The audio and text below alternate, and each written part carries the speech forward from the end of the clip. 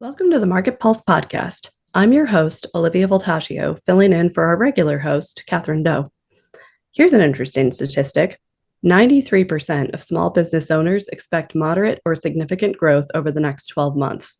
93%. That's according to a recent report from OnDeck and Acrolis. Yet the biggest question mark continues to be the timing of when the Fed may decide to lower interest rates, which would help ease some of the current small business stress. In today's episode, we're going to discuss the economic and consumer credit factors impacting small businesses and the unique insights coming out of the Equifax small business indices. Joining me is Sarah Briscoe, lead commercial statistical analyst at Equifax, who returns to the podcast to give an update on the latest small business lending, delinquency, and default data, and some of the trends she's seeing on a state and industry level. Welcome back to the show, Sarah. Great to see you again. Thanks for having me. Before we jump into the main topic, let's get a brief economic update from David Fieldhouse, Director of Consumer Credit Analytics at Moody's Analytics. David? Yeah, inflation may be falling, but inflation expectations and uncertainty remain actually very high, and this is creating a bit of low confidence for consumers, and that will ultimately have effect for small businesses as these are the people consuming the products that they have. I want to take a moment to say why I want to focus on inflation expectations today. They play a critical role in the overall dynamics of the economy. So they're going to influence the behavior of the households, their credit decisions, their purchasing decisions. They will influence businesses as there'll be price expectations to be considered, wage expectations, and policymakers will obviously take a very close look at and inflation expectations. And unfortunately, inflation expectations have actually remained stubbornly high compared to the period before the pandemic.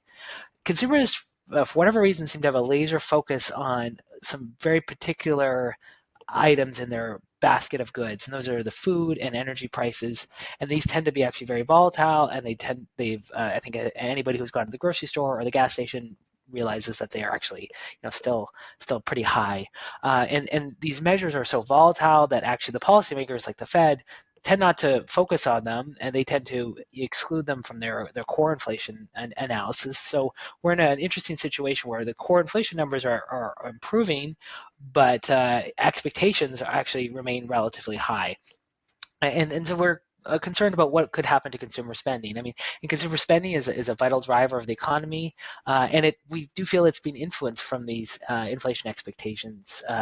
We can see that consumers are still managing to spend, but they're actually depleting their savings right now to do so, and so we have these measures of excess savings. These are widely discussed in the economic circles.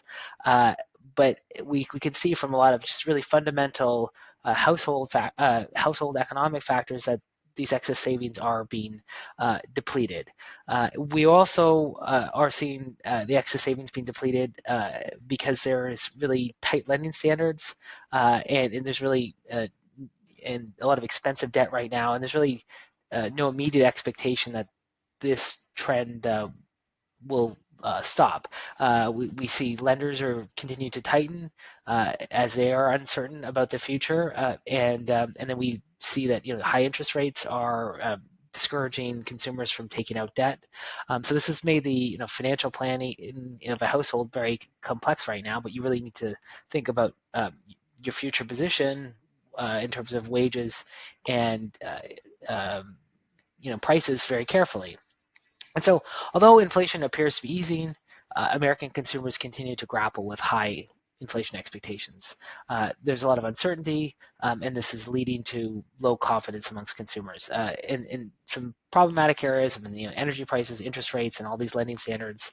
And then there's just a lot of mixed feelings about future income prospects. I'm sure everybody's a bit uneasy right now, and all of this is shaping consumer behavior in a way where they will probably maintain their spending, but maybe not quite as strong as these financial pressures increase over time. Thanks, David. Now that we've got the macroeconomic background, let's dig into the small business landscape. Sarah, for our audience members that aren't familiar, could you give a quick refresher on the Equifax small business indices, what they are, what they measure, and the benefits they offer to multiple types of decision makers? Absolutely. So the indices measure small business lending volumes across states, across industries each month, as well as the volume of delinquent debt, so 31 to 90 days past due, and also 91 to 180 days past due, as well as default rates. So that would be 90 days past due or some kind of negative event like a bankruptcy or a repossession or a charge-off. And those are each measured monthly. And it's used often by lending institutions, by government institutions, to both see what has occurred and benchmark against the past, but also to be used in models to predict the future or to predict default risk on their own portfolios. And it's actually been validated to be predictive of changes in the economy and changes in GDP. So it's a very powerful indicator. Sounds like it. The latest small business indices data shows that lending activity improved while the delinquency and default indices are rising more slowly. What does this data tell us about small businesses and how they are faring? So the lending index is up slightly. It's a nominal index, which means we do expect it to increase over time. If we look at the inflation-adjusted pattern, it's down just slightly, which is actually quite positive given the current environment of interest rates, the current environment of inflation, and how expensive that debt can be for those small businesses, especially if it's a variable interest rate and if their debt cost has increased over the past couple of years. And so the lending being just very, very slightly up, not inflation adjusted, or down very, very slightly inflation adjusted, means that there's still a really, really strong demand from small businesses to get capital from lending institutions. We did expect delinquency and default to increase after the pandemic. During the pandemic, there was a lot of lending going on through PPP programs, through EIDL government programs, and as well as stimulus money out to consumers that they can spend at small businesses. And so we were in a super low default rate environment. So this is a bit of a correction. And even though it's up quite a bit, it is not, for most industries, it is not severely above pandemic levels, the early part of the pandemic, and it is not even close to what we saw in the last recession. So the numbers look a little scary when you first see them, but it is somewhat expected given the current environment. That makes sense. And what are some factors that small businesses and commercial businesses should be watching in the current environment? So we just got the latest inflation numbers, and inflation has eased just a little bit. And the Fed actually said that they expect inflation to continue to ease a little bit going into the rest of the year. And so that's a huge factor to watch because that's what the Fed is watching to make their decisions around interest rate cuts. Now, nothing is going to be fast or easy about inflation or interest rates changing, but it is a step in the right direction. And we do have a really strong labor market, and so that's something that the Fed has called out as well. And so those are going to be the main pieces that everybody is watching to see what's going to happen next. On that note, are there any state or industry level trends that stand out to you? That's a great question. So in small business, industry is really important, and we do see a kind of disparate picture of what's going on depending on what metric and what industry you're looking at. So for example, healthcare looks really, really strong right now. Lending is growing a ton, and there's a lot of demand in that industry for staff, for patients to get care, and it's gonna continue to grow, we expect, as we go into the next couple years. And so even though delinquency is up a little bit in that industry, again, it's up for everybody. So it's just kind of part of the environment right now. But that growth is really, really strong there.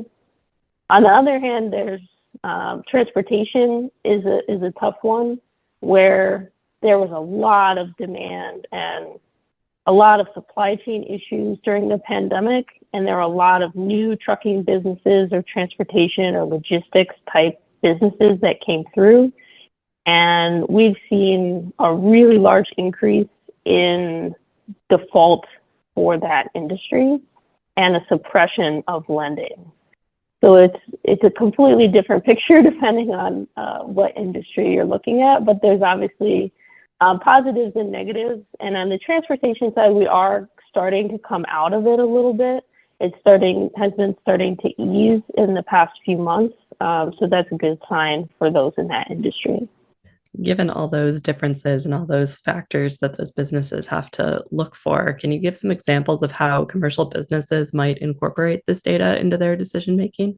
So a lot of users of the indices, you can access it on our website for free, and you can kind of see how the trendings come through. But there's also the opportunity to use the raw data and put it into models, or to use it in conjunction with other metrics to just get a benchmark of like, hey, where am I at against what's happening?